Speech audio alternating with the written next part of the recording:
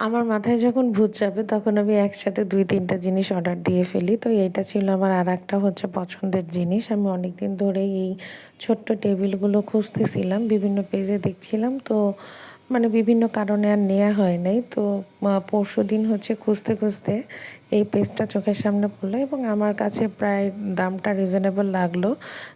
তারপরে হচ্ছে ডেলিভারি চার্জও তাদের একদম লিমিটেডই ছিল। তো ভাবলাম তাহলে দেরি না করে অর্ডারটা দিয়েই ফেলি।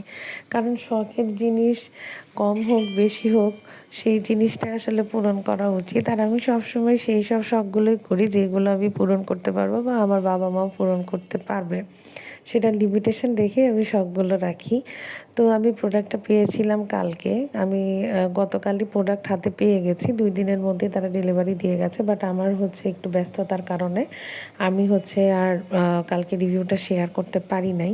তো আমি আগে খুলে চেক করে নিচ্ছিলাম যে প্রপার আছে কিনা, কারণ পেজ থেকে আমাকে বলেই দিয়েছিল ডেলিভারি ম্যান থাকাকালীন আপু আপনি একটু চেক করে নেবেন। বাট এত ভারী জিনিসটা আসলে মানে গেট থেকে খুলে চেক করা আমার পক্ষে সম্ভব ছিল না। তো আমি বাসায় এসে আগেই এটা চেক করলাম। পরে দেখলাম যে না, একদম পারফেক্ট আছে এবং কোনো কিছু ভাঙাচোরা কিছুই নেই।